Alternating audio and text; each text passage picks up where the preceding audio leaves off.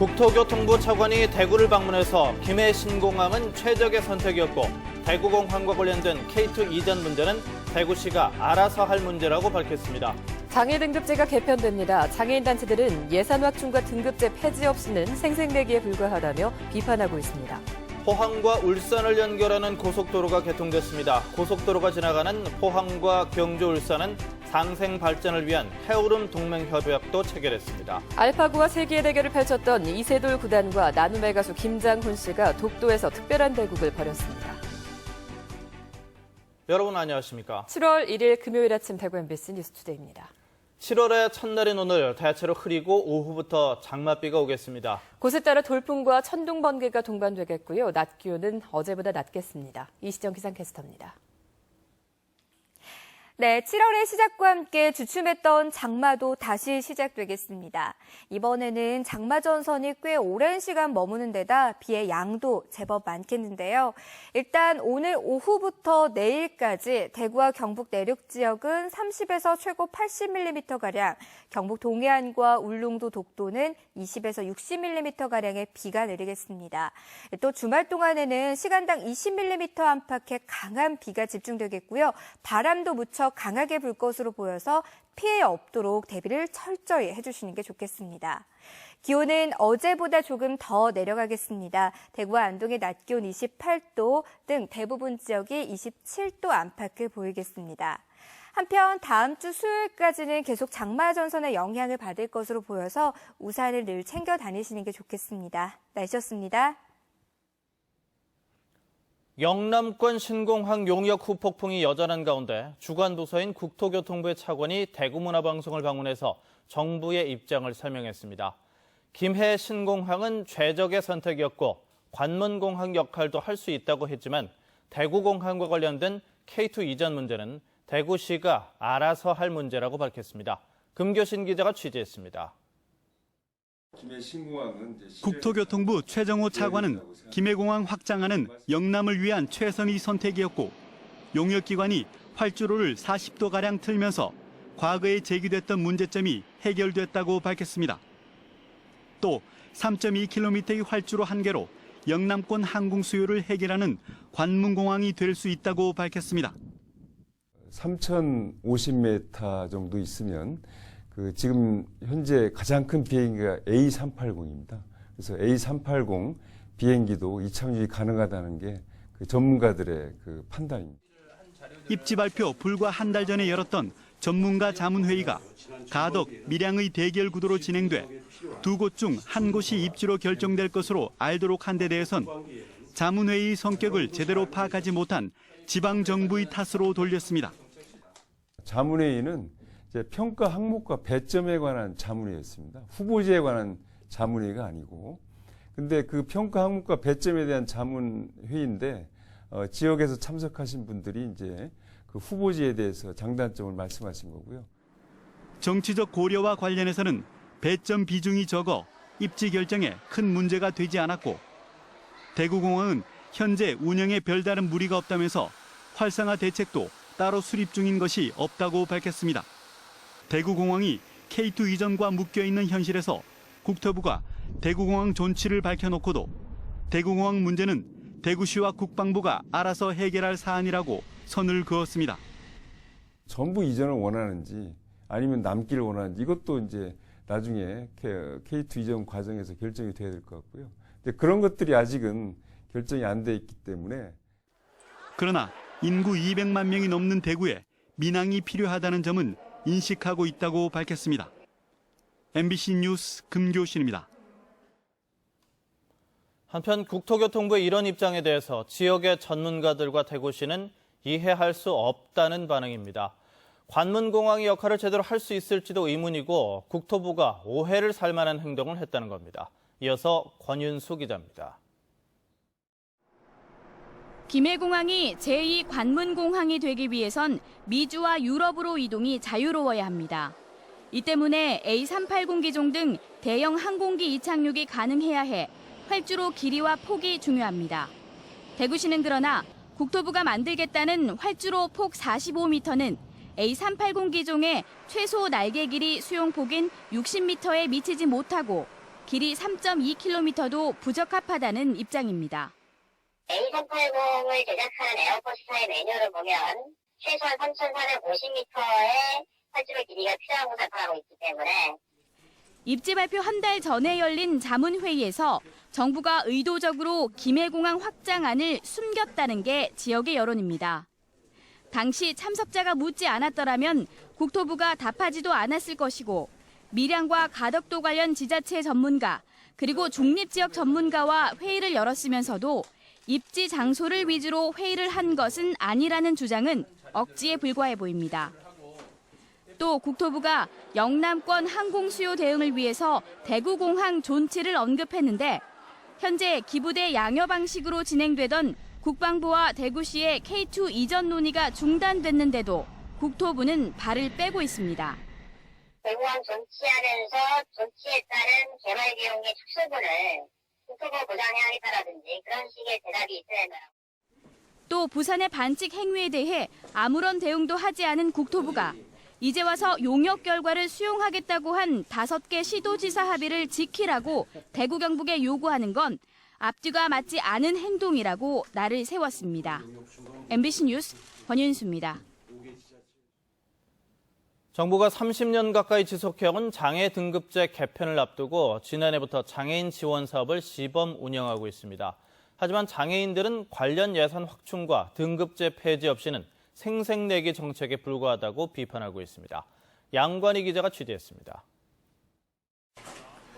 뇌병변과 언어 장애를 가진 A씨.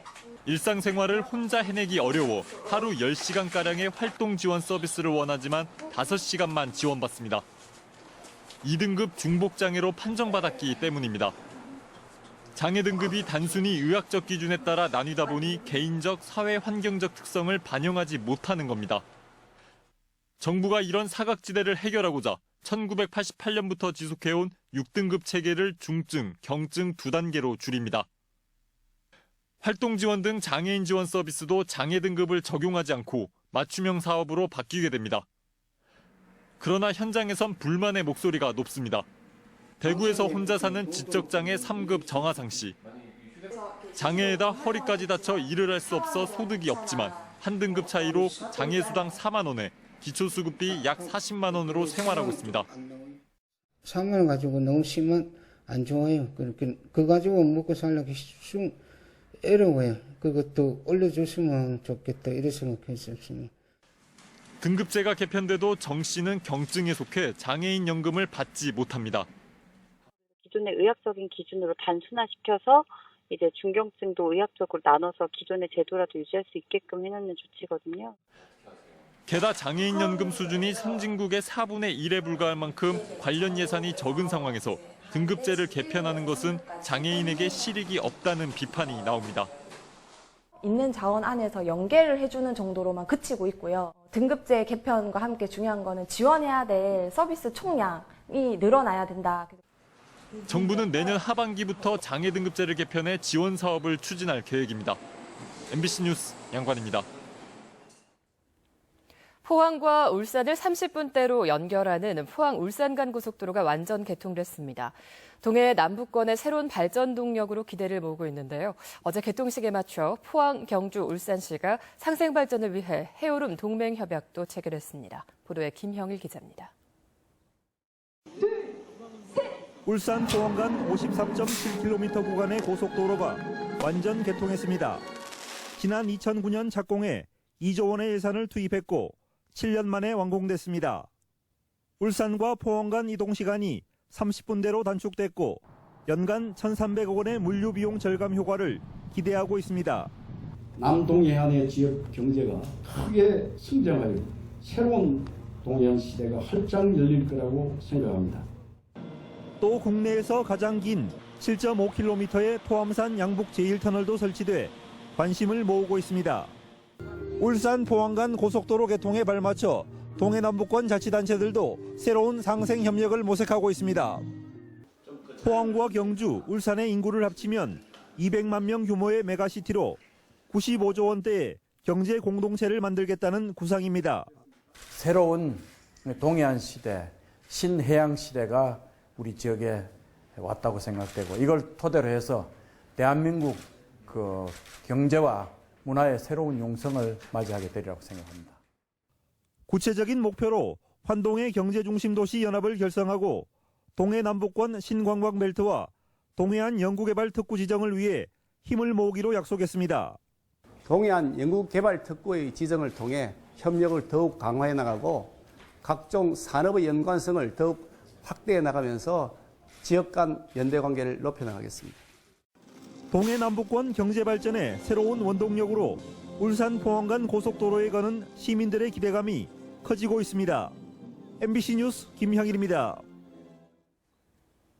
울산 포항 간 고속도로는 포항과 경주 지역의 관광산업 발전에도 많은 도움이 될 것으로 기대됩니다. 하지만 지역 상권이 위축될 수 있다는 우려도 나오고 있습니다. 이규설 기자가 보도합니다.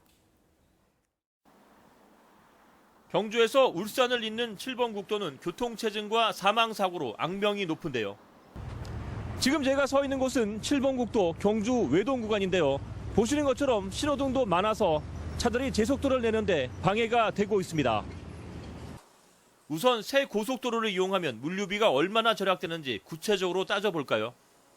포항을 출발한 화물차는 주로 울산 현대자동차와 현대하이스코, 울산항으로 철강 제품을 운반하는데 고속도로를 이용하면 통행료를 포함해도 1회 왕복 기준으로 운행비가 2만 원가량 줄고 타이어와 엔진오일 교환비 등 차량 유지 비용을 감안하면 3만 원 가까이 절약됩니다.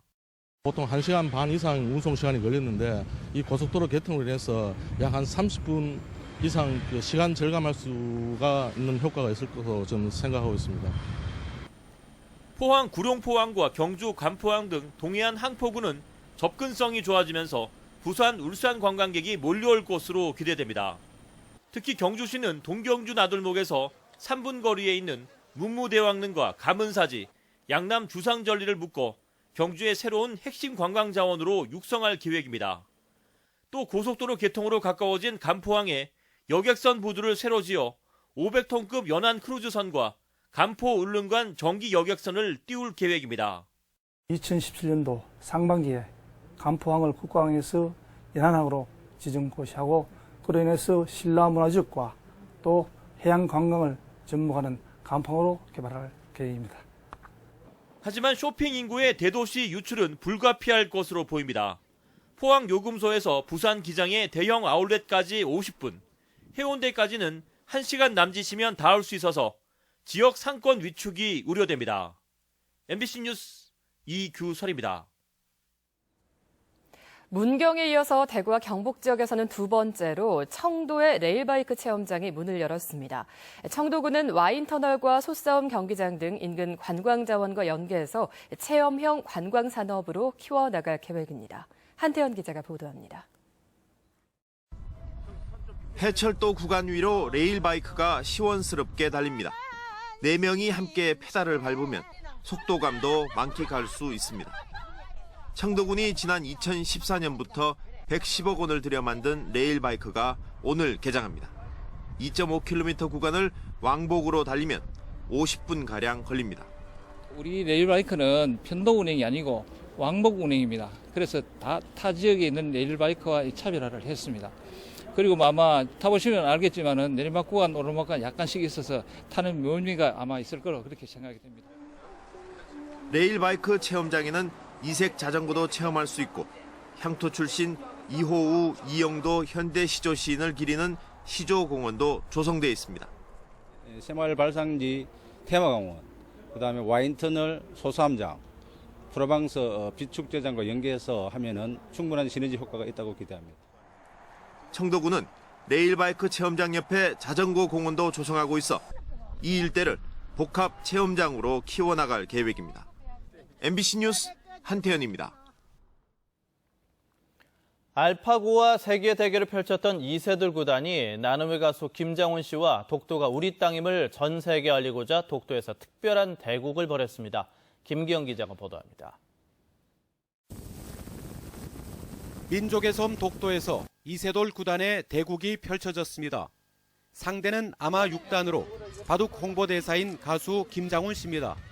이긴 쪽은 500만 원, 진 쪽은 1000만 원을 내고 후원금까지 보태 나눔 기부금으로 조성합니다. 대국은 2인 1조로 진행됐습니다. 같은 팀이라도 상의를 할 수 없다 보니 이세돌 구단팀이 압승할 것이라는 예상과는 달리 2시간 20여 분 만에 힘겹게 불계승했습니다. 바둑으로 나누자 이런 의미가 있는 그런 취지에서 하는 거거든요. 그래서 바둑으로도 나눌 수 있고 또 나눠야 된다. 독도에서 처음 열린 대국은 독도 홍보대사이자 기부왕인 김장훈 씨의 제안을 이세돌 구단이 흔쾌히 받아들여 성사됐습니다. 독도로 옮기고 나니까 사는 자세가 이렇게 좀 틀려지더라고요. 이렇게 약간 좀 힘들 때 내가 본 적지가 독도야 뭐 이런 마음이 있으니까.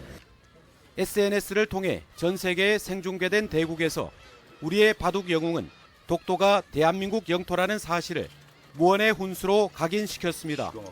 MBC 뉴스 김기영입니다.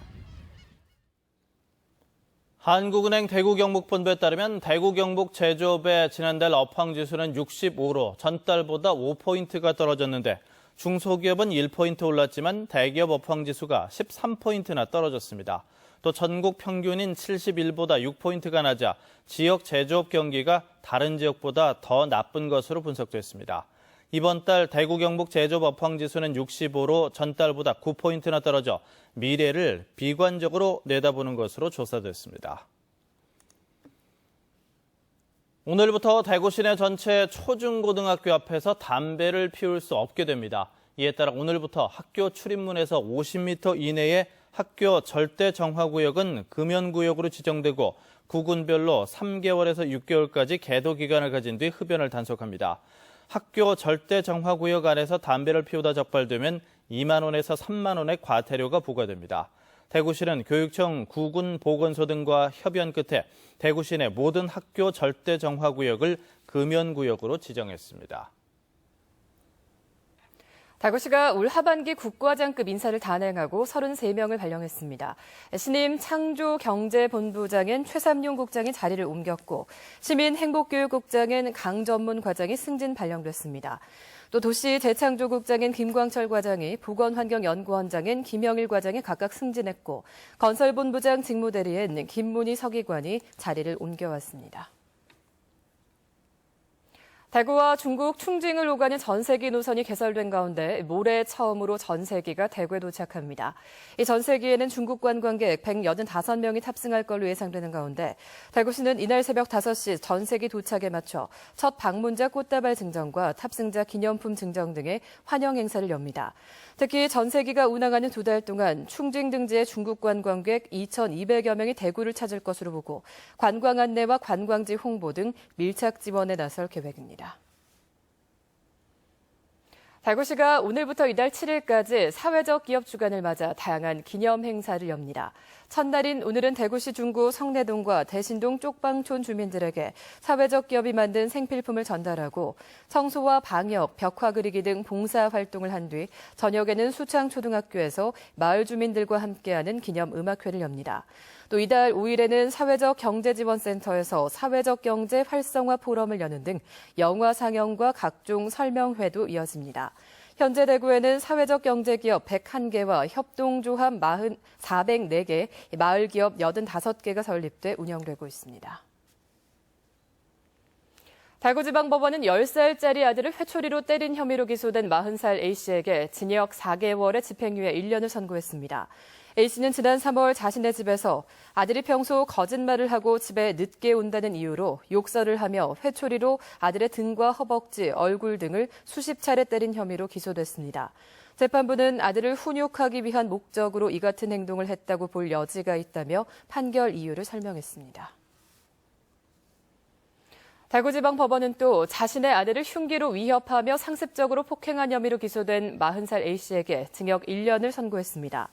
A씨는 지난해 7월 자신의 집에서 술에 취해 아내 37살 B씨를 폭행하고 지난 5월에도 아내를 흉기로 위협하면서 수차례 폭행한 혐의로 기소됐습니다.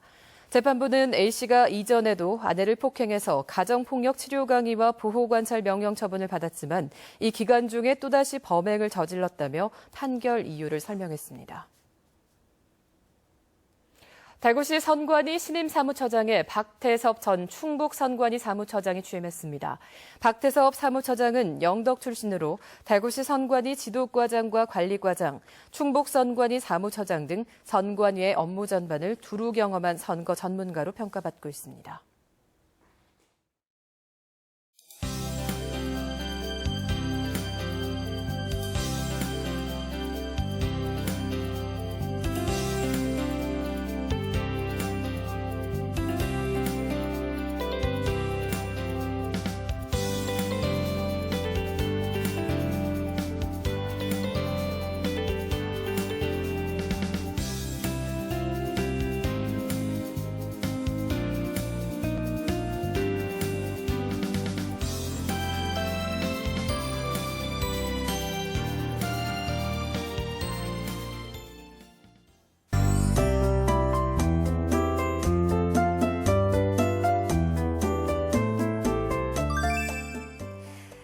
시작과 함께 주춤했던 장마도 다시 시작되겠습니다.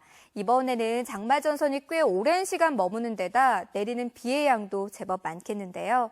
일단 오늘 오후부터 내일까지 대구와 경북 내륙 지역은 30에서 최고 80mm가량, 경북 동해안과 울릉도 독도는 20에서 60mm가량의 비가 내리겠고요. 특히 주말에는 시간당 20mm 안팎의 강한 비가 집중되겠고 또 바람도 무척 강하게 불 것으로 보여서 피해 없도록 대비를 철저히 해주시는 게 좋겠습니다. 북상하는 장마전선의 영향으로 아침에는 서해안을 시작으로 오후에는 전국으로 비가 확대되겠습니다. 자세한 지역별 날씨입니다. 현재 기온입니다. 대구 24도, 청도 23도 가리키고 있고요. 낮 기온은 3, 4도가량 더 오르겠습니다. 구미와 김천, 문경의 낮 기온은 27도, 상주는 28도에 머물겠습니다. 안동의 낮 기온은 어제보다 3도가량 낮겠습니다. 포항과 경주에는 강풍 예비특보가 내려진 가운데 낮 기온은 27도에서 29도 분포를 보이겠습니다. 바다의 물결은 0.5에서 3m를 일겠습니다. 내일 대부분 지역으로 비가 내리겠고요. 설악산과 한라산에는 오후부터 비가 소강 상태에 들겠지만 많은 비가 내린 뒤라 산행에는 다소 불편이 예상됩니다. 다음 주 수요일까지는 계속 장마전선의 영향을 받을 것으로 보여서 우산을 늘 챙겨 다니시는 게 좋겠습니다. 날씨였습니다.